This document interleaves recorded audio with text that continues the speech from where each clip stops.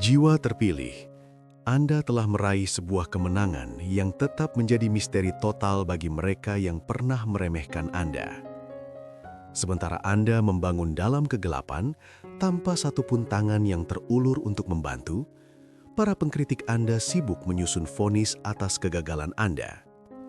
Kini, setelah Anda muncul di tempat terang sebagai kekuatan yang tak terbantahkan, kenyataan bahwa Anda menang sendirian sedang menggerogoti mereka dari dalam. Kedaulatan Anda adalah hukuman mutlak atas ketidakyakinan mereka. Semua ini dimulai bahkan sebelum Anda menyadarinya.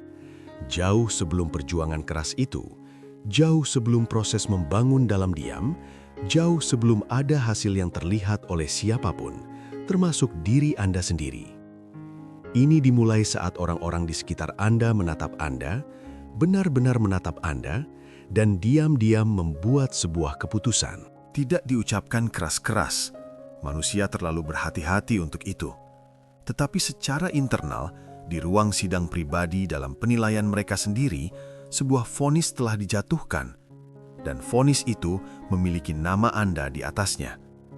Orang ini memiliki batas kemampuan, dan batas itu tidak terlalu tinggi. Anda perlu memahami dari mana vonis itu dibangun. Itu bukanlah niat jahat, tidak sepenuhnya. Itu adalah sesuatu yang lebih biasa dan lebih berbahaya daripada niat jahat. Itu adalah pengenalan pola. Manusia diprogram untuk memprediksi.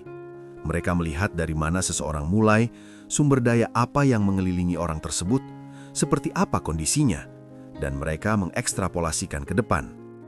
Mereka menarik garis lurus dari titik awal menuju akhir yang paling mungkin, dan mereka menyebut garis itu sebagai kebijaksanaan. Mereka menyebut vonis mereka tentang Anda sebagai sebuah kebijaksanaan. Mungkin itu berasal dari keadaan Anda, mungkin dari kegagalan awal yang mereka saksikan, mungkin dari jarak antara sumber daya yang Anda miliki dengan impian Anda. Apapun sumbernya, prediksi itu telah dibuat.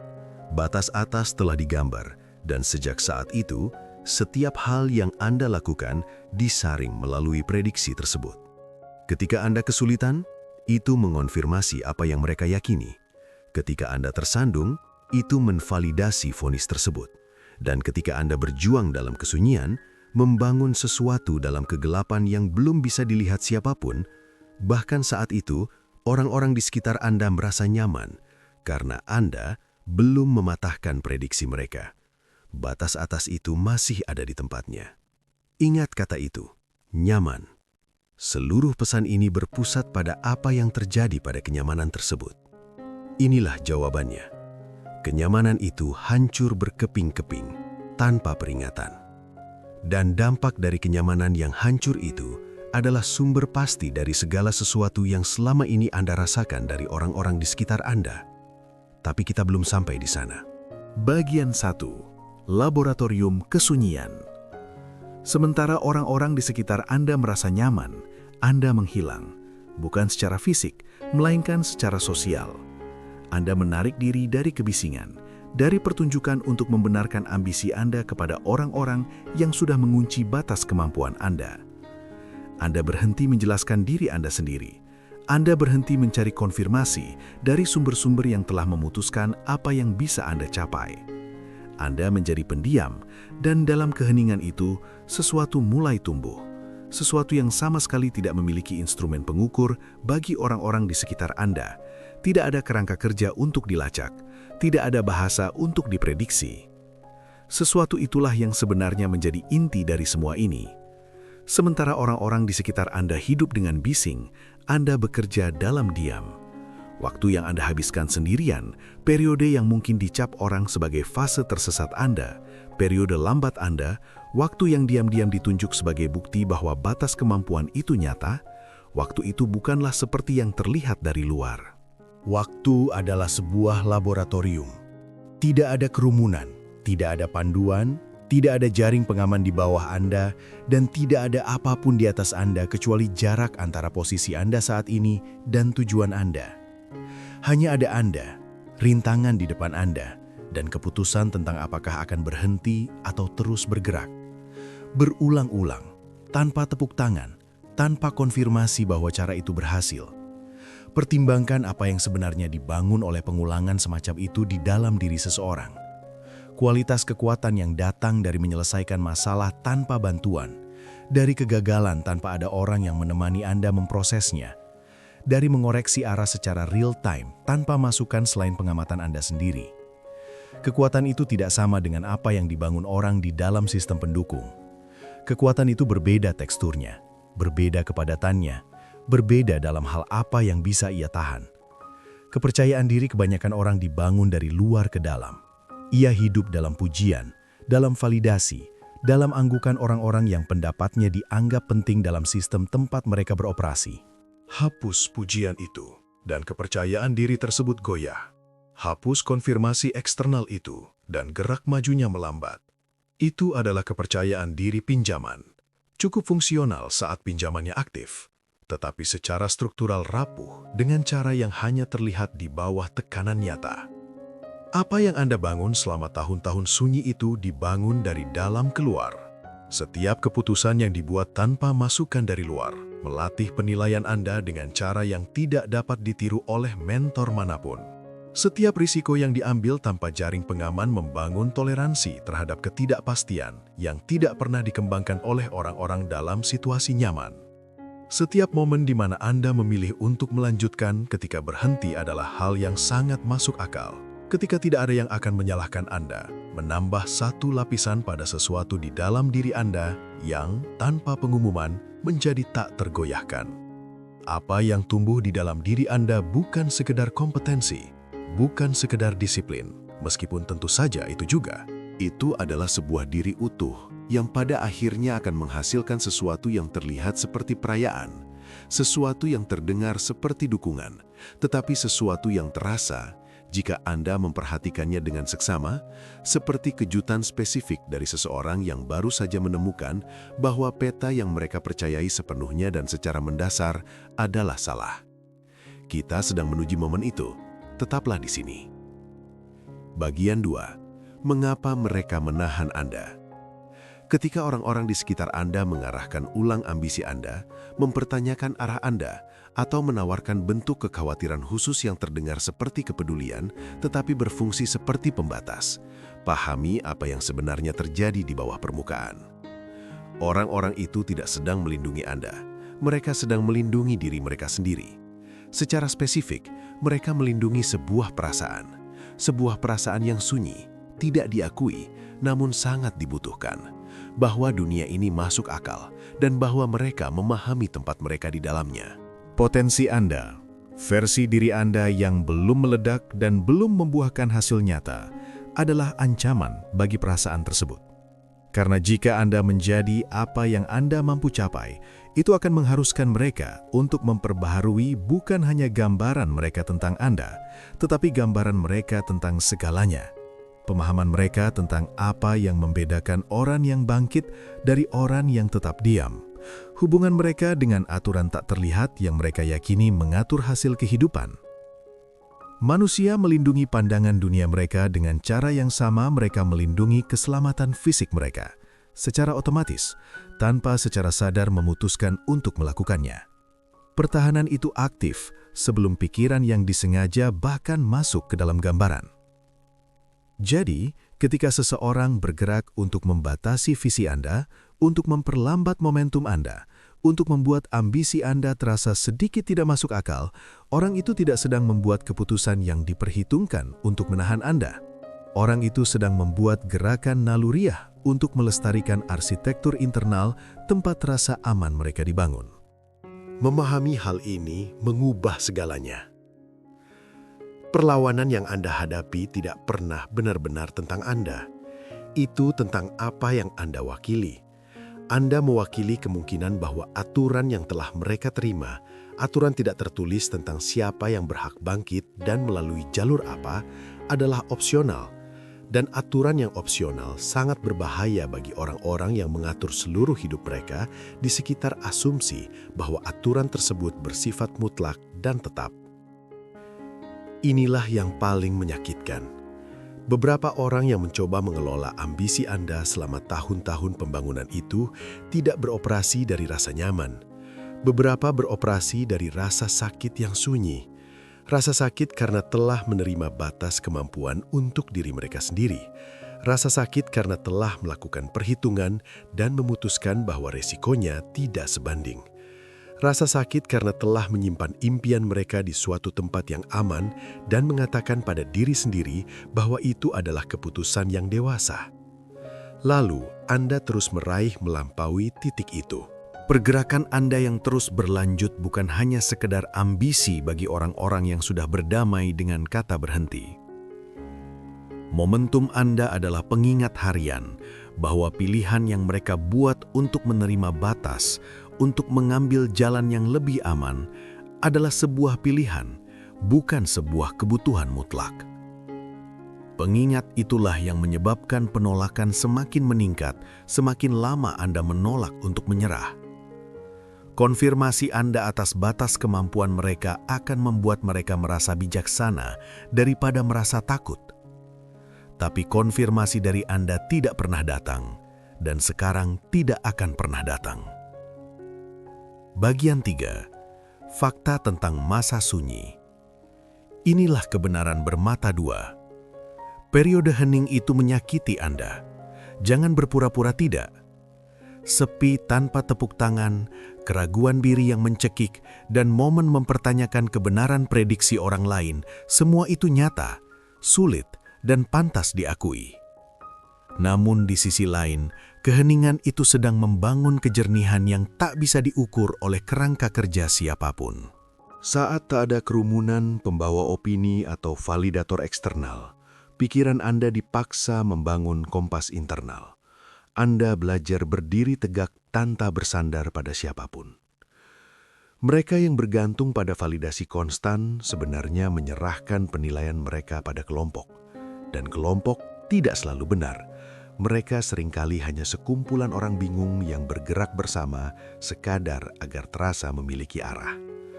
Sebaliknya, kemandirian yang dipaksakan pada Anda menghasilkan presisi pikiran yang tak terbandingkan. Anda belajar membaca realitas tanpa distorsi dari apa yang ingin dipercayai oleh konsensus sosial. Keheningan itu adalah sebuah pabrik, dan Anda adalah produk mahakaryanya. Bagian 4. Runtuhnya prediksi. Orang-orang di sekitar Anda tak pernah siap menghadapi apa yang akhirnya muncul. Kesunyian Anda berakhir bukan lewat pidato atau pengumuman, melainkan lewat hasil yang tenang, tak terbantahkan, dan mutlak. Mahakarya yang Anda bangun dalam kegelapan akhirnya merobek kegelapan itu, memaksa mereka yang dulu membatasi Anda untuk menatapnya langsung. Perhatikan momen psikologis paling krusial ini. Ada jeda sepersekian detik, sebuah keraguan tak kasat mata antara kebingungan murni dan respons yang disiapkan, yakni ucapan selamat. Kata-katanya mungkin hangat, tapi jika Anda perhatikan, ada pergeseran energi yang canggung. Di balik senyum itu, prediksi mereka runtuh diam-diam di ruang sidang pribadi mereka. Mereka kelelahan menanggung beban dua hal yang bertolak belakang. Vonis asli mereka yang meremehkan Anda, dan bukti nyata bahwa vonis itu salah total. Sebagai jiwa terpilih, Anda tak di sini untuk menuntut balas. Memamerkan kemenangan hanya akan mengerdilkan Anda kembali ke masa lalu. Anda di sini untuk memahami, karena pemahaman adalah kekuatan mutlak. Peta yang mereka yakini telah hancur, dan kini mereka harus bersusah payah membangun peta yang baru. Bagian 5. Mengapa keberhasilan Anda melukai mereka? Mari selami apa yang bergejolak di balik ucapan selamat tersebut. Luka yang menganga bukanlah karena kesuksesan Anda, melainkan karena kemandirian Anda secara telanjang mengekspos ketergantungan mereka. Orang mudah merayakan kesuksesan yang berjalan di jalur wajar, dengan koneksi yang tepat, waktu yang pas, dan restu dari otoritas. Mereka telah menjadikan syarat-syarat ini sebagai hukum mutlak. Mereka menunda mimpi dan menunggu persetujuan karena percaya itulah aturannya. Lalu, Anda tiba di puncak tanpa melakukan satupun dari hal-hal itu. Anda mendobrak batas tanpa koneksi, tanpa menunggu waktu yang tepat, dan tanpa infrastruktur yang mereka anggap wajib. luka yang Anda goreskan sangatlah tajam. Jika Anda bisa menang tanpa semua syarat itu, berarti syarat itu tak pernah nyata. Berarti penantian panjang mereka bukanlah sebuah strategi yang bijak, melainkan murni sebuah kepengecutan. Alibi nyaman bahwa kondisinya belum tepat hancur oleh kebenaran pahit bahwa keberanian merekalah yang tidak ada. Kemenangan Anda tiba, layaknya cahaya benderang yang menyinari ruangan tempat mereka selama ini berpura-pura tidur. Tiba-tiba, fiksi yang mereka peluk erat menjadi mustahil dipertahankan. Celah memalukan antara niat manis dan ketiadaan aksi mereka kini terpampang nyata, tak lagi bisa diredupkan. Bagian 6. Mengabaikan sang penjaga gerbang. Ada rasa sakit spesifik saat seseorang menyadari dirinya tak lagi relevan bagi hasil yang mereka yakini butuh keterlibatannya. Saat Anda mulai membangun, mereka yang menahan dukungan bertindak layaknya penjaga gerbang yang berkuasa menentukan siapa yang boleh lewat. Namun, mereka tidak paham apa yang terjadi pada jiwa yang terpaksa membangun gerbangnya sendiri. Saat validasi tak datang dan Anda terus melangkah, Anda sebenarnya membangun infrastruktur internal yang menghapus kebutuhan akan izin siapapun. Ketika kesuksesan Anda tiba, para penjaga gerbang ini dipaksa menelan kenyataan pahit. Gerbang mereka ternyata tidak penting. Otoritas diam-diam mereka tak sedikit pun mampu memperlambat Anda. Anda berjalan mengitari gerbang itu, semata-mata karena Anda tak lagi mempercayai ilusinya. Kuasa mereka menguap tepat saat Anda berhenti percaya. Mereka baru menyadarinya saat melihat jurang antara tempat mereka berasumsi Anda akan gagal dan puncak tempat Anda kini berpijak. Jurang itu adalah nilai nyata dari opini mereka, yang ternyata sama sekali tak berharga. Peganglah pemahaman ini tanpa kepahitan. Anda tak pernah butuh gerbang mereka, dan setiap level baru yang Anda capai akan terus menegaskan hal ini. Bagian 7. Membangun di atas kepercayaan diri yang otentik. Pasti ada upaya-upaya halus untuk memperlambat Anda. Pertanyaan berbalut keraguan atau pengingat tentang rintangan di depan. Ini adalah naluri dari mereka yang terbiasa mengendalikan orang lain melalui persetujuan. Strategi ini biasanya ampuh pada keberanian pinjaman yang rapuh dan haus validasi eksternal. Tarik pujiannya dan ia goyah. Namun alat itu tak bekerja pada Anda, karena kepercayaan diri Anda tak dibangun di ruang yang bisa mereka sentuh. Kepercayaan diri otentik Anda hidup dan mengakar di dalam tulang. Ia ditempa lewat pengalaman saat Anda tetap melangkah meski dunia meneriakkan kata berhenti. Ia lahir dari adaptasi saat rencana hancur, menembus badai terburuk tanpa ada yang menyoraki. Tak ada yang bisa menggoyahkan keyakinan sejati hanya dengan kepura-puraan khawatir. Fakta bahwa manipulasi mereka tumpul sangatlah meresahkan ego mereka. Anda beroperasi di luar hierarki sosial mereka, menjadikan Anda sosok yang tak bisa diprediksi. Biarkan mereka merasa waspada, karena itu adalah bukti tak terbantahkan bahwa Anda telah melampaui sistem yang mereka agungkan tanpa pernah meminta restu mereka. Bagian 8. Kebenaran yang menggerogoti mereka. Mari kita perjelas. Kenyataan ini sedang menggerogoti mereka hidup-hidup, bukan lewat konfrontasi dramatis, melainkan lewat rasa sakit harian yang sunyi namun persisten. Anda melihatnya saat nama Anda tak dirayakan, melainkan dikerdilkan secara strategis. Anda melihatnya pada antusiasme mereka atas kemunduran Anda. Saat Anda tersandung, ada kelegaan di wajah mereka. Sinyal jujur bahwa mereka masih berharap vonis kegagalan mereka atas Anda akan terbukti benar. Hal ini juga tampak dari perbandingan tak setara yang berusaha menyejajarkan pencapaian Anda dengan hal biasa. Dan yang paling lantang adalah keheningan mereka di hari-hari terbesar Anda. Saat kemenangan Anda tak lagi bisa disangkal, mereka memilih diam karena jarak antara prediksi picik mereka dan realitas kesuksesan Anda terlalu lebar untuk ditutupi dengan kepura-puraan. Setiap tindakan ini adalah jeritan tertahan dari ego yang dihancurkan oleh gesekan antara keyakinan usang dan kebenaran mutlak. Anda menyebabkannya bukan karena gagal, tapi karena menang. Menang sendirian tanpa infrastruktur yang mereka anggap wajib. Keberhasilan Anda adalah bukti bahwa vonis mereka salah besar. Jadikan hal ini sebagai bahan, bukan beban yang harus Anda pikul. Bagian 9. Sejarah yang ditulis ulang. Perhatikan ini. Saat hasil Anda menjadi tak terbantahkan, sebuah proses sunyi dimulai di antara mereka yang pernah meremehkan Anda. Proses revisi retroaktif. Mereka mulai menulis ulang cerita, melembutkan keraguan, dan memindahkan dukungan agar seolah-olah mereka selalu mendukung Anda. Anda akan mendengar frasa yang terasa baru.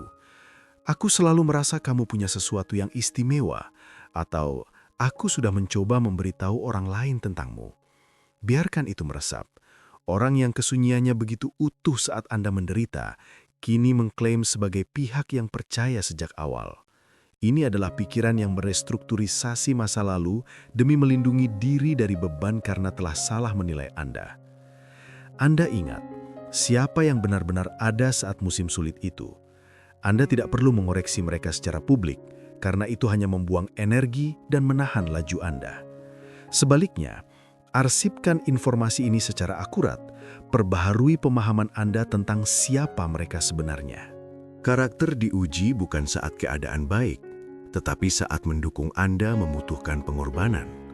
Peganglah mereka yang bertahan bersama Anda dalam gelap, dan cukup amati mereka yang baru datang setelah fajar menyingsing. Bagian 10. Ruang sidang di dalam diri Anda. Ingatlah suasana ketika hasil Anda mulai terlihat. Energi yang bergeser, senyum yang tertahan, dan ucapan selamat yang terasa kaku. Kegelisahan menyelimuti ruangan karena mereka dipaksa menghadapi apa yang telah Anda capai.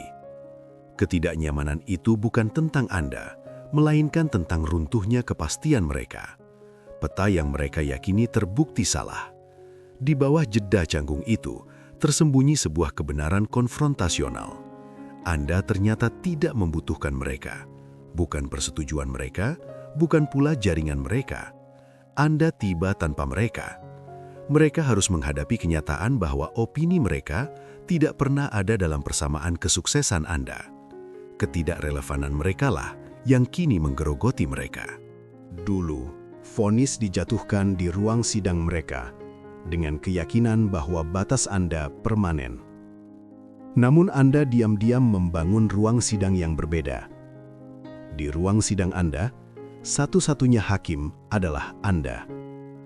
Vonis terpenting adalah yang Anda sampaikan pada diri sendiri di dalam gelap.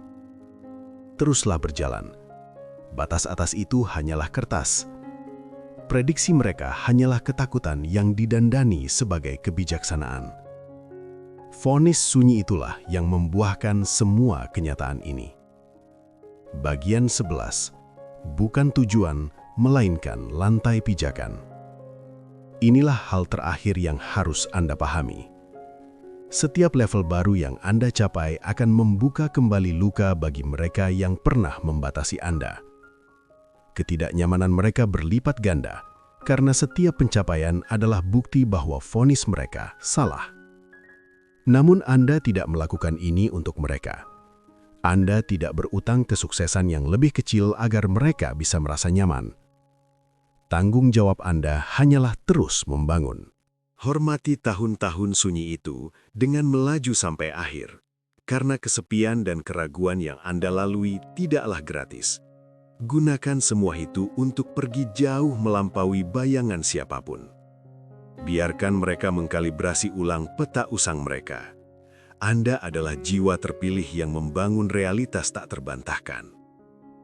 Hal paling luar biasa dari posisi Anda saat ini adalah, ini bukanlah tujuan akhir. Ini hanyalah lantai pijakan yang baru. Pergilah dan bangun level berikutnya seperti yang selalu Anda lakukan.